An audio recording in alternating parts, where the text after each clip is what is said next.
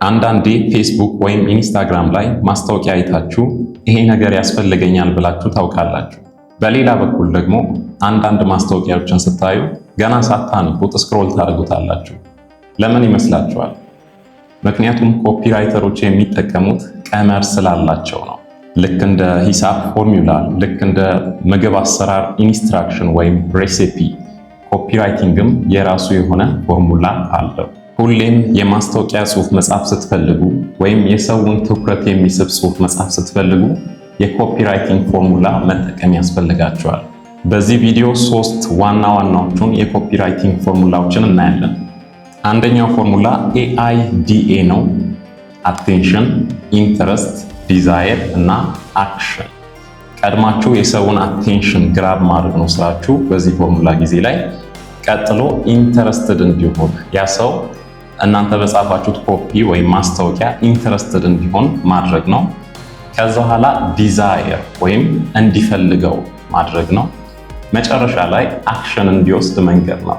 ይሄኛውን ፎርሙላ ሰዎች ባያስተውሉትም ናቹራሊ እንዲያው በተለምዶ ይጠቀሙታል። ለምሳሌ የሆነን ሰው ስትወድ ቀድመ የምታደርገው የዚያን ሰው አቴንሽን መሳብ ነው። ጥሩ በመልበስ ሊሆን ይችላል፣ ጥሩ በመናገር ሊሆን ይችላል። አቴንሽን መሳብ ነው ቀድመ የምታደርገው። ከዚያም ያ ሰው አንተ ላይ ኢንተረስትድ እንዲሆን ደስ የሚል ጨዋታ ትጨዋወታለህ፣ አብረህ ትስቃለህ፣ ለጨዋታ የሚሆን ጥያቄዎችን ትጠይቃለህ። ከዚያ በመቀጠል ዲዛይር ይመጣል። ያ ሰው ከአንተ ጋር ሲሆን ጥሩ ስሜት እንዲሰማው ማድረግ ከቻል ሌላም ጊዜ አብሮ ማሳለፍን ይፈልጋል። ዲዛይር። ስለዚህ ጥሩ ባህሪ እያሳየ ከአንተ ጋር አብሮ መዋልን እንዲፈልግ ማድረግ ይኖርብሃል። በመጨረሻም የሆነ ድርጊት ወይም አክሽን ቴክ እንዲያደርግ ተነግረዋለህ። ለምሳሌ ስልክ ቁጥር መጠየቅ ሊሆን ይችላል፣ ሻይ ቡና ለማለት መጠየቅ ሊሆን ይችላል። አክሽን እንዲወስድ ትጠይቀዋለህ። AIDA ፎርሙላ ሰዎች ናቹራሊም ይጠቀሙታል። አሁን ግን እስቲ ቢዝነስ ላይ እናምጣው ፎርሙላውን። ለምሳሌ AIDA ፎርሙላ በመጠቀም የስልክ ግላስ ለመሸጥ። የስልኮ ግላስ እየተሰበረባችሁ ተቸግረዋል? አብዛኞቹ ስልኮች የሚሰበሩት ስስ የሆነ የስልክ መጠበቂያ ግላስ ስለሚጠቀሙ ነው። SP የስልክ ግላስ ቢጠቀሙ ግን ስልኮ ድንጋይ ላይ እንኳን ቢወድቅ ያለምንም ጭረት አንስተው መጠቀም ይችላሉ። ጠንካራና አስተማማኝ የሆነውን SP የስልክ ግላስን ይግዙና ይጠቀሙ። አየህ፣ ቀድመ አቴንሽን ግራብ አደረግ፣ ከዛ ነገሩ ላይ ኢንተረስትድ እንዲሆኑ ኢንፎርሜሽን ሰጣቸው፣ ኢንጌጅ አደረግካቸው።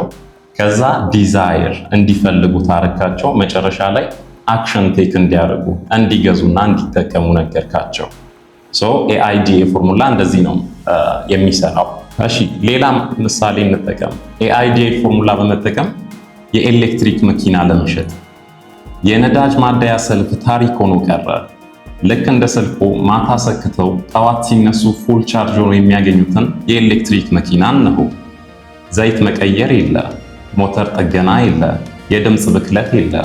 ገንዘብ ቆጣቢ ምቹና ዘመናዊ መኪና በመጠቀም ህይወቶን ቀለል ያድርጉ። አሁኑኑ ይደውሉና ይዘዙ። ልክ በዚህ መንገድ AIDA ፎርሙላ ለተለያየ የማስታወቂያ ጽሑፎች መጠቀም ትችላላችሁ። ሁለተኛው የኮፒራይቲንግ ፎርሙላ PAS ነው።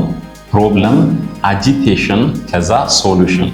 ቀድመ ፕሮብለሙን አይዴንቲፋይ ታደርጋለህ፣ የሰውን ፕሮብለም። ከዛ በኋላ ያንን ፕሮብለም አጂቴት ማድረግ ነው ወይም ማነሳሳት፣ አጉልቶ ማሳየት፣ ዲቴሉን ማሳየት ነው ለሰው። ከዛም ዲቴሉን ካሳየ በኋላ ሰው ሶሉሽን ይፈልጋል። ስለዚህ ሶሉሽን ታቀርባለህ ነው። S ሶሉሽን ነው። ለምሳሌ ከጓደኞች ጋር ረጅም ጉዞ እያደረጋችሁ አንዱ ጓደኛ ጫማ ውስጥ ጠጠር መግባቱን ቢነግርህና ግን ችግር የለውም ጉዞውን እንቀጥል ቢልህ PAS ፎርሙላ በመጠቀም በቀላሉ ጠጠሩን እንዲያወጣው ማድረግ ትችላለህ። እሺ አሁን ፕሮብለም አለበት፣ ችግር አለበት። ችግሩ ምንድነው? ጠጠር ጫማ ውስጥ መግባቱ ነው። እሺ እንዴት አጂቴት ታደርገዋለህ? ጠጠሩ ጫማ ውስጥ መኖሩ እኮ እግርህ ምቾት እንዳይሰማው ያደርጋል። አሻፈረኝ ብለህ ብትራመድ ደግሞ እግርህን ይቆርጠውና ያደመዋል። ለሳምንታት እያነከስክ እንድትሄድ ነው የሚያደርገው። አጂቴት አደረግከው። የፕሮብለሙን ዲቴል አሳየኸው፣ እሱ ባላየው አንግል አሳየው። ከዛ በኋላ ሶሉሽን ፕሮቫይድ ማድረግ ነው። እዚህ ጥላ ስር ቁጭ በልና ጠጠሩን አውጣው። ከዚያም ጉዞ እንቀጥላለን። ሁለተኛው ላይ አጂቴሽን ሴክሽን ላይ በደንብ አሳየኸው፣ የፕሮብለሙን ክፋት ዲቴይል አሳየኸው። ከዛ ያ ሰው ማውጣት ይፈልጋል፣ ጠጠሩን ማውጣት ይፈልጋል። ቀጣይ ስቴፕ ምንድነው? ሶሉሽኑን ራስን መንገር፣ ሶሉሽኑን ማቅረብ። በዚህ መንገድ ጓደኛ ከጫማው ጠጠሩን እንዲያወጣ ማድረግ ትችላለህ። እሺ፣ ሌላ ሪል የቢዝነስ ፕሮዳክቶችን ለመሸጥ ፒኤስ ፎርሙላ በመጠቀም ፓወር ባንክ ለመሸጥ እንሞክር። ስልኮትን ሳይቸርጁ ረስተው መንገድ ላይ ሎ ባትሪ ብሎ ቦት ያውቃል? ምናልባት ለመደወል ፈልገው ወይም ከስልኮ ጋር ጊዜ ማሳለፍ ፈልገው ባትሪ ችግር ሆኖቦት ይሆናል። አይጨነቁ። በኪሶ ይዘው መዞር የሚችሉት ፖኬት ፓወር ባንክ አለልዎት። 3 ጊዜ የመቸረጃ አቅም ያላት፣ ለመያዝ ቀላል፣ ለየትኛውም ስልክ ተስማሚ ፖኬት ፓወር ባንክ ይግዙ። እንዲህ በቀላሉ ከ30 ሰከንድ ባነሰ ጊዜ ውስጥ የፖኬት ፓወር ባንክ ማስታወቂያ መስራት ትችላለህ። ፒኤኤስ በመጠቀም ፒኤኤስ ፎርሙላ በመጠቀም። እዚህ ቪዲዮ ላይ ያመጣኋቸው ፕሮዳክቶች ሪል ፕሮዳክቶች አይደሉም፣ ጀስት ለምሳሌ ያክል ነው። እሺ፣ ሶስተኛው ቢኤቢ ፎርሙላ ነው። ወይም ቢፎር አለ፣ ከዛ አፍተር፣ ከዛ መሃሉ ላይ ያለውን ብሪጅ ታሳያለህ። ቢፎር ፓርት ላይ የምታሳየው ጀስት ቦሪንግ የሆነ ነገር ፌሊየር ሊሆን ይችላል፣ አለመሳካት ሊሆን ይችላል። መጥፎ ጎኑን ነው የምታሳየው ቢፎር ላይ። ከዛ አፍተር ፓርት ላይ ሰክሰስ ታሳያለህ፣ ፖዚቲቭ ፓርቶችን ታሳያለህ።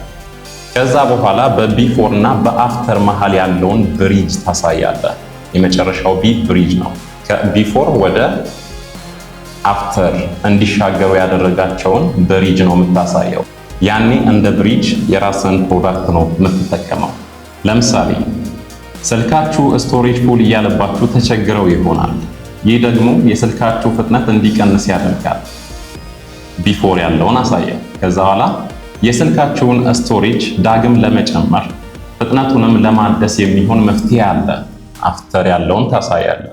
ከዛ በኋላ መሃል ላይ ያለውን ብሪጅ ያንተን ፕሮዳክት ማምጣት ነው። እዚህ ጋር ጃንክ ሪሙቨር አፕሊኬሽን ዳውንሎድ አድርገው ይጠቀሙ ትላለህ። አሁን ጃንክ ሪሙቨር አፕሊኬሽን ብሪጁ ነው። ስቶሬጅ ፉል እያለ ከሚያስቸግርበት ከቢፎር ፓርቱ ሰፋ ያለ ስቶሬጅ እንድታገኝ የሚያስደርግ ፕሮዳክት ነው፣ ብሪጅ ነው። ስለዚህ ያንን መጨረሻ ላይ ትነግራለህ ማለት ነው። ቢኤቢ ፎርሙላ እንደዚህ ነው የሚሰራው። እሺ፣ ሪል ፕሮዳክት እንሽጥ። ቢዝነስ ላይ ለመሸጥ የሚሆን አይነት ፕሮዳክት እንሽጥ። ለምሳሌ ለማትሪክ ፈተና የ4 ክፍል ትምህርቶችን ማንበብ ከባድና አሰልቺ ሊሆን ይችላል። ግን ቀላል መንገድ አለ።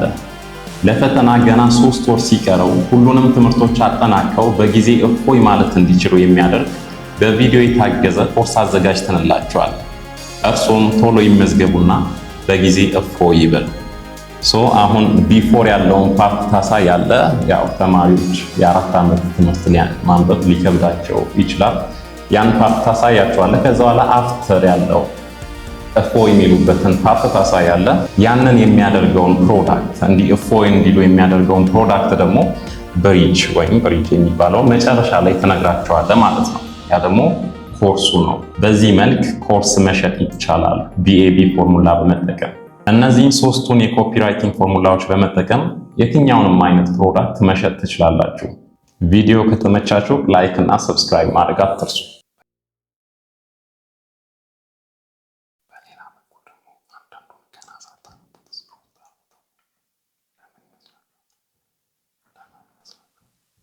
ከዛ በኋላ ኢንተረስት ነው። አሁን እዚህ ጋር ቢጊነር ኮፒራይተሮች የሚቸገሩት አጂቴሽን ልክ ኤግዛጀሬት እንደማድረግ ነው የሚያስቡት።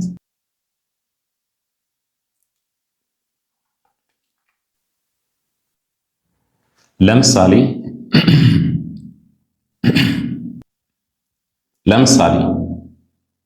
ለማትሪክ ፈተና የ4 ክፍል